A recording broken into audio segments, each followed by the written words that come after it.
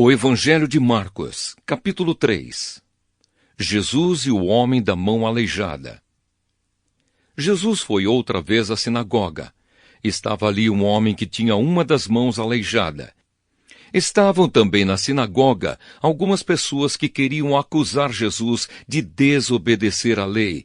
Por isso ficaram espiando Jesus com atenção para ver se ele ia curar o homem no sábado.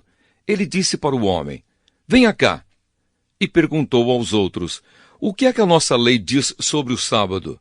O que é permitido fazer nesse dia, o bem ou o mal? Salvar alguém da morte ou deixar morrer?" Ninguém respondeu nada. Então Jesus olhou zangado e triste para eles, porque não queriam entender, e disse para o homem: "Estenda a mão." O homem estendeu a mão e ela sarou. Logo depois, os fariseus saíram dali e, junto com as pessoas do partido de Herodes, começaram a fazer planos para matar Jesus. Jesus cura outros doentes. Jesus e os discípulos foram até o lago da Galileia. Junto com ele ia muita gente da Galileia, da Judéia, de Jerusalém, da Idumeia, do lado leste do Rio Jordão e da região de Tiro e de Sidom. Todos iam ao encontro de Jesus porque ouviam falar a respeito das coisas que ele fazia. Jesus pediu aos discípulos que arranjassem um barco para ele, a fim de não ser esmagado pela multidão, pois ele estava curando tanta gente que todos os doentes se juntavam em volta dele para tocá-lo. E as pessoas que tinham espíritos maus, ao verem Jesus, caíam aos pés dele e gritavam: "O Senhor é o Filho de Deus!" Mas Jesus proibiu duramente os espíritos de dizerem quem ele era. Jesus escolhe os 12 apóstolos.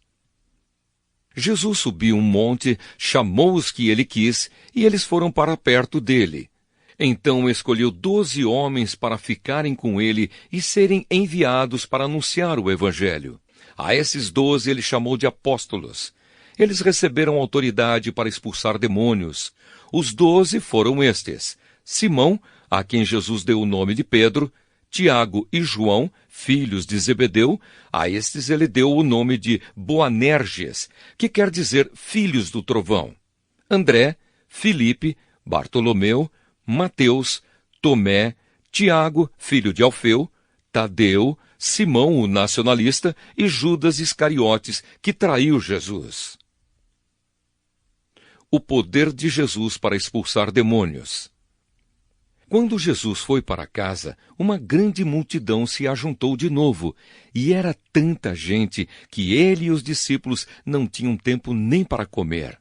Os parentes de Jesus souberam disso e foram buscá-lo, porque algumas pessoas estavam dizendo que ele estava louco. Alguns mestres da lei que tinham vindo de Jerusalém diziam: "Ele está dominado por Beelzebu, o chefe dos demônios. É Beelzebu que dá poder a este homem para expulsar demônios." Então Jesus chamou todos e começou a ensiná-los por meio de parábolas. Ele dizia: "Como é que Satanás pode expulsar a si mesmo? O país que se divide em grupos que lutam entre si certamente será destruído. Se uma família se divide e as pessoas que fazem parte dela começam a lutar entre si, ela será destruída. Se o reino de Satanás se dividir em grupos e esses grupos lutarem entre si, o reino não continuará a existir, mas será destruído. Ninguém pode entrar na casa de um homem forte e roubar os seus bens sem primeiro amarrá-lo.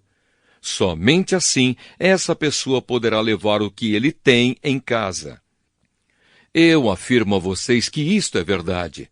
Os pecados que as pessoas cometem ou as blasfêmias contra Deus poderão ser perdoados, mas as blasfêmias contra o Espírito Santo nunca serão perdoadas, porque a culpa desse pecado dura para sempre.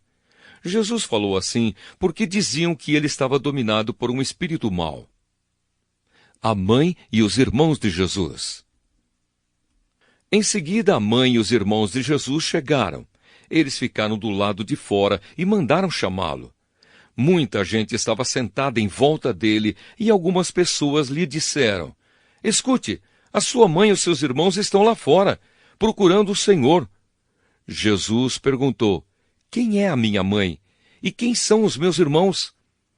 Aí olhou para as pessoas que estavam sentadas em volta dele e disse: vejam, aqui estão a minha mãe e os meus irmãos, pois quem faz a vontade de Deus é meu irmão, minha irmã e minha mãe.